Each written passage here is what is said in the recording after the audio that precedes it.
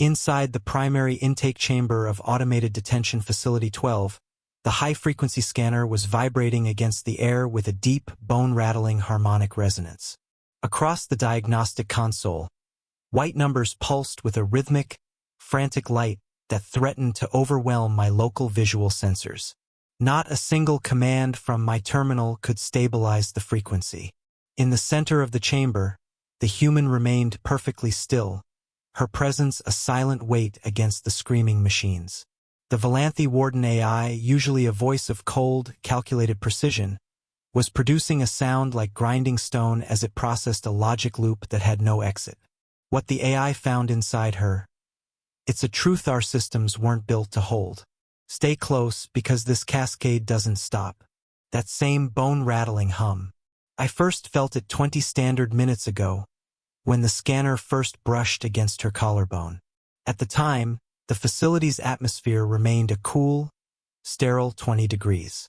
My role as a junior systems operator required me to observe the intake of detainee Sloan Merrick, Earth origin. Beside her stood the automated processing unit, its slender exoskeletal limbs moving with the efficiency of a species that possessed exactly 94 bones. To the Valanthy design system, the human appeared to be a structural simplicity, a soft-skinned creature of flesh and water. Her frame was wrapped in a standard-issue flight suit that looked too large for her narrow shoulders.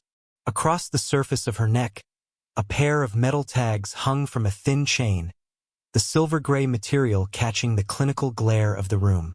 She was tracing the embossed edges of the metal with a slow, circular motion of her thumb. To my Salvari eyes, the gesture appeared to be a manifestation of the confusion archetype, a typical mammalian response to the overwhelming scale of a high-security detention environment. I logged it as a tremor of the spirit. Merrick Sloan, the file read. Beneath her name, the Earth-based profession was listed as printmaker. It was a primitive trade involving the application of pressure to transfer ink onto paper, a job that required manual dexterity but suggested little in the way of physical threat. I watched her through the observation glass, my own 4 hands resting nervously on the console. Salvari are built for stability, our 4-legged stance and low center of gravity making us the ideal monitors for these automated tombs, yet something about the way she stood made my secondary pulse point throb. She was too calm. She didn't look like an intelligence detainee. She looked like someone waiting for a bus on a rainy Tuesday. Beyond the containment glass pulsed the red light of the primary retinal scanner. The machine lowered itself on a silent hydraulic arm, its lens glowing with a soft, sapphire hue. Identification confirmed. Merrick Sloan, the Warden AI announced. The voice, synthesized to mimic the rhythmic clicks of a Valanthy officer, echoed off the polished white walls. Proceed to biological calibration.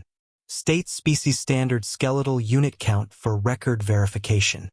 Sloan stopped the circular motion on her tags. Her head tilted slightly to the side, a gesture that caused the thin chain to rattle against her collarbone. 206, she said. Her voice lacked the sharp edge of defiance. Is that a lot? The scanner screamed. Inside the terminal, the logic gates stuttered as the input was registered. A standard Valanthy has 94 bones, an elegant, rigid lattice of calcium and chitin reinforced by an external shell. Most species in the sector averaged between 40 and 80 structural units, a number that allowed for basic locomotion without sacrificing the integrity of the frame. 206 was not a number associated with biological life.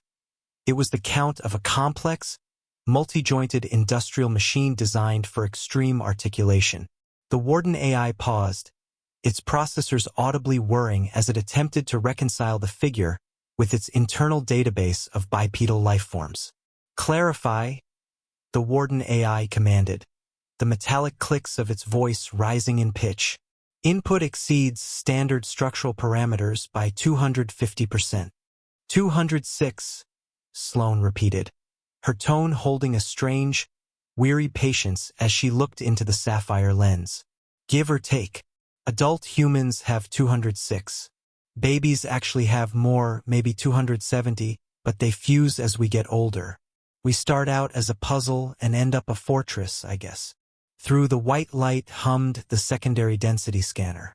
It was a heavy-duty unit usually reserved for freight inspections, but the AI had activated it automatically.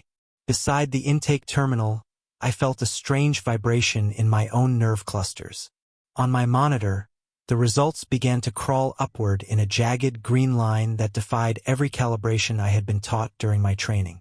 Density: 1.85 grams per cubic centimeter. For a creature that looked as soft as a ripened fruit, her internal structure was nearly as dense as the ceramic plating on our security doors, which meant the system was now viewing her not as a prisoner, but as a dense, high-pressure anomaly. The AI requested a biological impossibility review. This was the first fracture in the facility's logic, a moment where the mathematical certainty of the Valanthi code met the messy, redundant reality of human biology. I sat in my operator's chair, my hands hovering over the manual override, watching the screen as the warden attempted to calculate the number of potential fracture points in a frame with 206 separate hard units. In the Valanthi mind, a bone was a single point of failure. If you had 94 bones, you had 94 ways to break. To the AI, Sloane Merrick was not a woman. She was a walking catastrophe of 206 impending disasters. She adjusted her posture, a simple shifting of weight that caused the scanner to recalculate her center of mass 4 times in a single second. It was a slow, deliberate movement, the kind a person makes when they are trying to stay comfortable in an uncomfortable chair. To the AI, it was a cascade of mechanical variables. Warning! The warden AI pulsed. Skeletal complexity prevents standard joint lock engagement. Automated restraints are unable to map 206 independent articulation points. The human let out a small, soft huff of air through her nose. It might have been a laugh, or perhaps just a sigh of boredom. She went back to tracing the metal of her dog tags, her thumb moving with that same rhythmic, unbothered precision. She didn't seem to notice that the lights in the intake chamber were beginning to flicker as the AI diverted more power to its processing core. Ilex Van, junior operator, was the only one who saw the logic fail in real time. I watched as the warden AI began to categorize the human joints. Ball and socket, hinge, pivot, gliding. The list grew longer, scrolling down my screen in a blur of technical designations. Every joint was a pivot for leverage.